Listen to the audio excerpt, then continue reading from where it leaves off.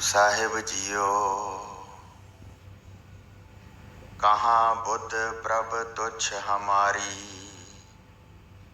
बरन सकै महिमा जो तिहारी। हम न सकत कर सिफत तुम्हारी, आप लिहो तुम कथा सुधारी। परम सन्मानयोग गुरु रूप गुरु खालसा साध संगत जी, वाहिगुरु जी का खालसा वाहिगुरु जी की फतेह। श्री गुरु नानक साहब जी दे साहिबजादे बाबा श्री चंद जी 4-5 साल दे ही सन तां एक दिन दवारे ते साधु ने आके अलख निरंजन की आवाज़ दी तां माता सुलखणी जी अते भूआ नानकी जी अंदर किसी घरोगी कारोबार विच रुझे हुए सन, जो उस साधु की आवाज़ ना सुन सके। बालक स्वरूप अगे ड्योड़ी विच बैठे किसी खेड विच खेड रहे सन। जद इदां दरवाजे ते खड़े साधु नूं तकिया तां बाल स्वरूप विच बाबा श्री चंद जी झट ही अंदर पुजे। अगे छोलियां दी बोरी भरी पई सी। निक्के जहे कोमल हथ की मुट्ठी भरी ते आण के उसके कासे विच छड़ दित्ती। छोलियां दे दाणियां नूं इन्हां दे हत्थां दी छोह ने हीरे मोतियां दा रूप कर दिता कि जिस तरह लोहे नूं पारस छो जावे तां ओह सोने दा रूप हो जाता है। साधु ने जद अपने कासे विच हीरे मोती पैंदे वेखे तां हैरान भी है अते नूरी मुखड़े वाल वेख वेख के प्रसन्न भी हो रहा है ते इहो ही सोच रहा है कि यह कोई आम बालक नहीं है, कोई उस प्रभु का ही अवतार है। ਕੰਨ ਵਿੱਚ ਦਰਸ਼ਨੀ ਮਾਸ ਦਾ ਮੁੰਦਰਾ ਹੈ ਅਤੇ ਤਨ ਉੱਤੇ ਵਿਭੂਤ ਦਾ ਵੀ ਚਿੰਨ੍ਹ ਹੈ। ਨੈਣਾ ਵਿੱਚ ਖੁਮਾਰੀ ਹੈ, ਮੁਖੜਾ ਗੁਲਾਬ ਦੇ ਫੁੱਲ ਵਾਂਗਰ ਰੌਸ਼ਨ ਹੈ, ਬੋਲੀ ਤੋਤਲੀ ਪਿਆਰੀ ਪਿਆਰੀ ਹੈ, ਮਸਤਕ ਚੰਦ ਦੇ ਸਮਾਨ ਚਮਕਾ ਮਾਰ ਰਿਹਾ ਹੈ। ਮੈਂ ਬਲਿਹਾਰ ਜਾਵਾਂ ਇਸ ਨੂਰੀ ਸਰੂਪ ਤੋਂ। ਤਾਂ ਆਖਿਆ ਕਿ ਮੇਰੇ ਰੱਬ ਜੀ, ਆਪ ਇਹ ਹੀਰੇ ਮੋਤੀ ਵਾਪਸ ਲੈ ਜਾਓ ਅਤੇ ਮੈਨੂੰ ਆਟੇ ਦੀ ਪਿੱਛਾ ਲਿਆ ਕੇ ਪਾ ਦਿਓ। ਇਹ ਸਾਡੇ ਕਿਸੇ ਵਰਤੋਂ ਵਿੱਚ ਨਹੀਂ ਹਨ, ਇਹ ਤਾਂ ਮੇਰਾ ਕੁੰਡਾ ਕਰਵਾ ਦੇਣਗੇ। ਹਕੂਮਤ ਬਹੁਤ ਬੇਰਹਿਮ ਹੈ, ਜੋ ਬੇਇਨਸਾਫੀ ਤਾਂ ਅੱਗੇ ਹੀ ਕਰੀ ਜਾ ਰਹੀ ਹੈ, ਮੈਨੂੰ ਨਹੀਂ ਛੱਡੇਗੀ। ਪਿੱਛੇ ਲੈ ਜਾਓ, ਇਹ ਲਵੋ ਹੀਰੇ ਤੇ ਮੋਤੀ। ਇਹਨਾਂ ਗੱਲਾਂ ਹੁੰਦੀਆਂ ਦੀ ਆਵਾਜ਼ ਅੰਦਰ ਪੁੱਜੀ ਕਿ ਮੇਰੇ ਲਾਲ ਦੇ ਨਾਲ ਬਾਹਰ ਕੌਣ ਗੱਲਾਂ ਕਰ ਰਿਹਾ ਹੈ। ਤਾਂ ਨਨਾਣ ਭਰਜਾਈ दोनों ही भज के बाहर आईयां। अगे साधु खड़ा है। उन्होंने अगे वध के देखा तो साधु के कासे ते नज़र पई। हीरे मोती तके तां भूआ नानकी जी अते माता सुलखणी जी वेख के हैरान हो गए कि ये हीरे मोती कित्थों आ गए हैं, जो मेरे लाल ने साधु के कासे विच पा दिते हैं। तां निक्के जिहे बाल स्वरूप ने आख्या कि तुसीं मेरे नाल अंदर चलो, मैं दस दिंदा हाँ। अंदर गए तो बाल स्वरूप जी ने बोरी वाल इशारा किया कि माता जी, इस भरी हुई बोरी दे विचों केवल वह पवित्र हत्थां दी छोह नाल ही हीरे मोती बन गए हुए हैं, जिवें पारस की छोह नाल लोहा सोना बन जाता है। दर आए उस साधु नूं भी दर तो प्रसन्न करके तोरिया। जांदे हुए साधु ने सिर झुका के नमस्कार की ते अपने राहे पै गया। पर बाबा जी की सूरत ने उसके हिरदे विच निवास कर रखा होया सी, जिवें कि सबना जियां का एक दाता सो मैं विसर ना जाई। आप लगभग 7-8 साल दे सी जदों श्री गुरु नानक देव जी पहली यात्रा करने वास्ते तुरे सी।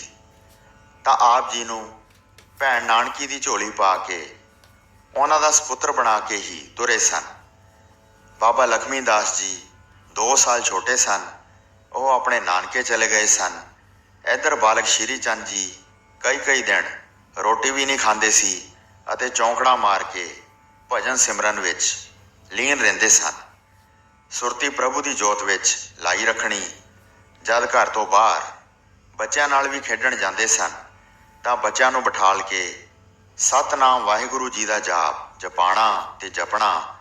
कई बारी बच्चों नाल लुकण मिची की खेड खेडदियां ही ਵਿੱਚੇ ਅਲੋਪ ਹੋ ਜਾਣਾ ਤਾਂ ਬੱਚਿਆਂ ਨੇ ਵੀ ਹੈਰਾਨ ਰਹਿ ਜਾਣਾ। ਇੱਕ ਦਿਨ ਬਾਲਕ ਸਰੂਪ ਬਾਬਾ ਜੀ ਇਕੱਲੇ ਹੀ ਬਾਹਰ ਜੰਗਲ ਵਿੱਚ ਚਲੇ ਗਏ ਸਨ ਤਾਂ ਅਚਾਨਕ ਹੀ ਉੱਥੇ ਕਾਲੇ ਰੰਗ ਦਾ ਸੱਪ ਆਣ ਨਿਕਲਿਆ ਤਾਂ ਉਸ ਨੂੰ ਹੀ ਫੜ ਕੇ ਉਹਦੇ ਨਾਲ ਹੀ ਖੇਡਣ ਲੱਗ ਪਏ। ਕਦੇ ਆਪਣੇ ਗਲ ਵਿੱਚ ਪਾ ਲੈਂਦੇ, ਕਦੇ ਸਿਰ 'ਤੇ ਪੱਗ ਵਾਂਗ ਵੜ ਲੈਂਦੇ, ਕਦੀ ਆਪਣੇ ਲੱਕ ਦੇ ਨਾਲ ਵੜ ਲੈਂਦੇ।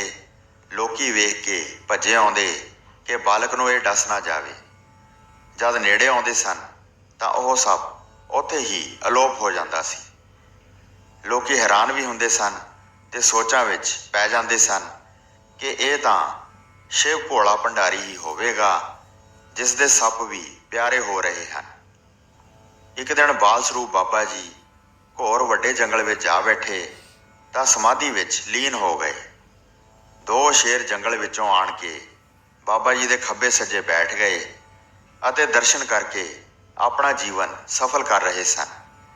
ਇਹ ਵੀ ਕੌਤਕ ਬਹੁਤ ਸਾਰੇ ਲੋਕਾਂ ਨੇ ਤੱਕਿਆ ਤੇ ਆਖਣ ਲੱਗੇ ਕਿ ਧੰਨ ਹਨ ਇਹਨਾਂ ਦੇ ਪਿਤਾ ਸ਼੍ਰੀ ਗੁਰੂ ਨਾਨਕ ਦੇਵ ਜੀ ਅਤੇ ਧੰਨ ਹਨ ਇਹਨਾਂ ਦੀ ਮਾਤਾ ਜਿਨ੍ਹਾਂ ਨੇ ਐਸੇ ਤਪ ਤੇਜ ਵਾਲਾ ਸਪੁੱਤਰ ਜਨਮਿਆ ਹੈ ਜਿਸ ਦੇ ਦਰਸ਼ਨਾਂ ਦੀ ਚਾਹਨਾ ਕਰਕੇ ਸ਼ੇਰ ਵੀ ਸ਼ਰਨ ਵਿੱਚ ਬੈਠ ਜਾਂਦੇ ਹਨ। ਇਸੇ ਤਰ੍ਹਾਂ ਇੱਕ ਦਿਨ ਬਾਲ ਸਰੂਪ ਬਾਬਾ ਜੀ ਵੱਡੇ ਜੰਗਲ ਵਿੱਚ ਜਾ ਬੈਠੇ, ਆਪਣੀ ਭਗਤੀ ਵਿੱਚ ਲੀਨ ਹੋ ਗਏ ਤਾਂ ਜੰਗਲ ਵਿੱਚੋਂ ਇੱਕ ਹਾਥੀ ਸੁੰਦਰ ਮਿੱਠੇ ਮੇਵਿਆਂ ਵਾਲੀ ਡਾਲੀ ਜੋ ਫਲ ਦੇ ਨਾਲ ਭਰੀ ਪਈ ਸੀ ਲਿਆ ਕੇ ਅੱਗੇ ਰੱਖ ਦਿੱਤੀ ਤੇ ਉਹ ਕੁਝ ਪਰੇ ਹੋ ਕੇ ਖੜਾ ਰਿਹਾ। ਜਦ ਬਾਲ ਸਰੂਪ ਬਾਬਾ ਜੀ ਦੀ ਸਮਾਧੀ ਖੁੱਲੀ ਤਾਂ ਸੁੰਡ ਨਾਲ ਡੰਡੌਤ ਕੀਤੀ ਅਤੇ ਇੱਕ ਫੁੱਲ ਵੀ ਚਰਨਾਂ ਵਿੱਚ ਭੇਟ ਕੀਤਾ। ਜਦੋਂ ਬਾਲ ਸਰੂਪ ਬਾਬਾ ਜੀ ਦੀ ਦ੍ਰਿਸ਼ਟੀ ਪਈ ਤਾਂ ਉਹ ਅੰਤ ਇਸ ਜੂਨ ਦਾ ਤਿਆਗ ਕਰਕੇ ਉਸ ਦੀ ਰੂਹ ਅਮਰਲੋਕ ਨੂੰ ਚਲੀ ਗਈ। ਉਹ ਇਸ ਜੂਨ ਵਿੱਚ ਬਿਰਧ ਹੋ ਗਿਆ ਸੀ। ਇਹ ਪਹਿਲੇ ਜਨਮ ਵਿੱਚ ਇੱਕ ਜੱਟਾਂ ਦਾ ਮੁੰਡਾ ਸੀ, ਸਰੀਰ ਦਾ ਬਹੁਤ ਭਾਰਾ ਸੀ ਤਾਂ ਇਸਨੇ ਜਾਂਦੇ ਸੰਤਾਂ ਨੂੰ ਹਾਸੀ ਕੀਤੀ ਸੀ। ਉਹਨਾਂ ਦੇ ਮੁਖ ਤੋਂ ਅਚਾਨਕ ਹੀ ਨਿਕਲ ਗਿਆ, ਜਾ ਓਏ ਹਾਥੀਆ। ਸੰਤਾਂ ਨੂੰ ਹਾਸੀ ਨਹੀਂ ਕਰਨੀ ਚਾਹੀਦੀ ਤਾਂ ਉਸ ਨੂੰ ਇਹ ਹਾਥੀ ਦੀ ਜੂਨ ਮਿਲ ਗਈ ਸੀ। ਸੋ ਪਿਆਰੀ ਸਾਧ ਸੰਗਤ ਜੀ, ਕਦੇ ਵੀ ਸੰਤ ਸਰੂਪ ਨੂੰ ਹਾਸਾ ਮਖੌਲ ਨਹੀਂ ਕਰਨਾ ਚਾਹੀਦਾ। ਜਿਵੇਂ ਕਿ ਕਹਾਵਤ ਹੈ, ਸੰਤਾਂ ਸੇਤੀ ਮਸਕਰੀ ਕੁਲ ਡੋਬਨ ਕੀ ਰੀਤ, ਭਾਗਵਾਨ ਸੇਵਾ ਕਰੇ ਹੁਜਤਾਂ ਕਰੇ ਪਲੀਤ। ਸਾਹਿਬ ਜੀ ਦੇ ਸਾਹਿਬਜ਼ਾਦੇ ਬਾਬਾ ਸ਼੍ਰੀ ਚੰਦ ਜੀ, ਬਾਲ ਸਰੂਪ ਜੀ ਦੀ ਉਮਰ ਕੋਈ 7-8 ਸਾਲਾਂ ਦੀ ਹੋ ਗਈ ਸੀ। ਬਾਹਰ ਚਲੇ ਗਏ। ਇੱਕ ਦਰਖਤ ਸੁੱਕਾ ਪਿਆ ਸੀ। ਨਿੱਕੀਆਂ ਲੱਕੜੀਆਂ ਇਕੱਠੀਆਂ ਕਰਕੇ ਧੂਣਾ ਚੇਤਨਾ ਕਰਕੇ ਚੌਂਕੜਾ ਮਾਰ ਲਿਆ। ਸਮਾਧੀ ਲੱਗ ਗਈ। ਅਜੇ ਘਰ ਤੋਂ ਕੋਈ ਖਾਣਾ ਵੀ ਨਹੀਂ ਸੀ ਖਾਧਾ ਤਾਂ ਅਚਾਨਕ ਹੀ ਸ਼ੇਰ, ਹਾਥੀ, ਬਘਿਆੜ, ਭੇਡ, ਬੱਕਰੀ ਅਤੇ ਹੋਰ ਕਈ ਕਿਸਮਾਂ ਦੇ ਜੰਗਲੀ ਭਿਆਨਕ ਜਾਨਵਰ ਆਣ ਕੇ ਬਾਲ ਬਾਬਾ ਸ਼੍ਰੀ ਚੰਦ ਜੀ ਦੀ ਲੱਗੀ ਸਮਾਧੀ ਦੇ ਕੋਲ ਬੈਠ ਜਾਂਦੇ। ਪਤਾ ਨਹੀਂ ਸੀ ਚੱਲਦਾ ਕਿ ਆਉਂਦੇ ਕਿੱਧਰੋਂ ਹਨ ਤੇ ਜਾਂਦੇ ਕਿੱਧਰ ਨੂੰ ਹਨ। ਇਹ ਅਗੰਮੀ ਕੌਤਕ ਬਹੁਤ ਸਾਰੀ ਦੁਨੀਆ ਨੇ ਅੱਖੀਂ ਵੇਖੇ। ਭੂਆ ਨਾਨਕੀ ਜੀ ਅਤੇ ਮਾਤਾ ਸੁਲੱਖਣੀ ਜੀ ਦੋਨੋਂ ਹੀ ਲੱਭਣ ਵਾਸਤੇ ਤੁਰ ਪੈਂਦੇ ਸਨ ਅਤੇ ਬਾਬਾ ਜੈ ਰਾਮ ਜੀ ਜੋ ਕਿ ਗੁਰੂ ਨਾਨਕ ਦੇਵ ਜੀ ਦੇ ਫੁੱਫੜ ਜੀ ਸਨ, ਨਾਲ ਹੀ ਲੱਭਦੇ ਲੱਭਦੇ ਆ ਪੁੱਜੇ। ਲੱਭ ਹੀ ਲਿਆ। ਅਜੇ ਕੁਝ ਦੂਰੀ ਤੇ ਹੀ ਸਨ ਤਾਂ ਸਭ ਤਰ੍ਹਾਂ ਦੇ ਨਿੱਕੇ ਵੱਡੇ ਇਹ ਜਾਨਵਰ ਲਾਗੇ ਬੈਠੇ ਅੱਖੀ ਤੱਕੇ ਅਤੇ ਹੈਰਾਨ ਵੀ ਹੋਏ। ਤਾਂ ਜਦ ਨਜ਼ਦੀਕ ਪਹੁੰਚੇ ਪਤਾ ਨਹੀਂ ਚੱਲਿਆ ਕਿ ਇੱਕ ਝਲਕ ਵਿੱਚ ਹੀ ਉਹ ਕਿਧਰੇ ਛੁਪ ਹੀ ਗਏ। ਹੁਣ ਸਮਾਧੀ ਵੀ ਖੁੱਲ੍ਹ ਗਈ ਸੀ। ਖੜੇ ਸਨ। ਕੋਲ ਪਹੁੰਚੇ ਤਾਂ ਬਾਬਾ ਜੈ ਰਾਮ ਜੀ ਨੇ ਚੁੱਕ ਲਿਆ ਤਾਂ ਬਾਬਾ ਸ਼੍ਰੀ ਚੰਦ ਜੀ ਆਖਣ ਲੱਗੇ ਕਿ ਅਸੀਂ ਘਰ ਤੁਰ ਕੇ ਹੀ ਜਾਵਾਂਗੇ, ਤੁਸੀਂ ਸਾਨੂੰ ਉਤਾਰ ਦਿਓ। ਫਿਰ ਤੁਰ ਕੇ ਉਹਨਾਂ ਦੇ ਨਾਲ ਘਰ ਪਹੁੰਚੇ। ਭੂਆ ਜੀ ਨੇ ਦੁੱਧ ਦਾ ਕਟੋਰਾ ਭਰ ਕੇ ਪਿਲਾਇਆ, ਲਾਡ ਲਡਾਇਆ, ਪਿਆਰ ਕੀਤਾ। ਸਭ ਨੇ ਭੋਲੇ ਭੰਡਾਰੀ ਸ਼੍ਰੀ ਚੰਦਰ ਨਾਮ ਪਕਾ ਦਿੱਤਾ। ਇਸ ਤਰ੍ਹਾਂ ਦੇ ਬਹੁਤ ਸਾਰੇ ਕੌਤਕ ਇਤਿਹਾਸਕਾਰਾਂ ਦੀਆਂ ਲਿਖਤਾਂ ਤੋਂ ਮਿਲਦੇ ਹਨ। ਉਹ ਕੌਤਕ ਇੰਨੇ ਹਨ ਕਿ ਲਿਖੇ ਨਹੀਂ ਜਾ ਸਕਦੇ, ਬੇਅੰਤ ਹੀ ਬੇਅੰਤ ਹਨ। ਇਹਨਾਂ ਦਿਨਾਂ ਵਿੱਚ ਸ਼੍ਰੀ ਗੁਰੂ ਨਾਨਕ ਦੇਵ ਜੀ ਭੈਣ ਨਾਨਕੀ ਜੀ ਦੇ ਕੋਲ ਹੀ ਸੁਲਤਾਨਪੁਰ ਹੀ ਨਿਵਾਸ ਕਰਦੇ ਸਨ ਤਾਂ ਬਾਬਾ ਸ਼੍ਰੀ ਚੰਦਰ ਜੀ ਦਾ ਜਨਮ ਵੀ ਸੁਲਤਾਨਪੁਰ ਹੀ ਹੋਇਆ ਸੀ।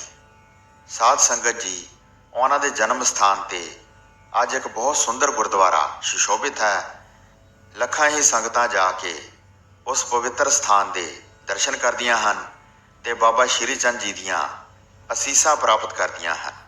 ਛੋਟੇ ਸਾਹਿਬਜ਼ਾਦੇ ਬਾਬਾ ਲਖਮੀ ਦਾਸ ਜੀ ਦਾ ਜਨਮ 1553 ਬਿਕਰਮੀ ਨੂੰ ਸੁਲਤਾਨਪੁਰ ਵਿੱਚ ਹੀ ਹੋਇਆ ਸੀ। 16 ਸਾਲ ਦੀ ਉਮਰ ਵਿੱਚ ਇਹਨਾਂ ਦੀ ਸ਼ਾਦੀ ਹੋਈ ਸੀ ਅਤੇ 2 ਸਾਲ ਤੋਂ ਬਾਅਦ ਇਹਨਾਂ ਦੇ ਘਰ ਸਪੁੱਤਰ ਨੇ ਜਨਮ ਲਿਆ, ਜਿਸ ਦਾ ਨਾਮ ਧਰਮ ਚੜਿਆ। ਹੋਈਆਂ ਭੁੱਲਾਂ ਚੁੱਕਾਂ ਦੀ ਖਿਮਾ ਬਖਸ਼ਣੀ ਜੀ।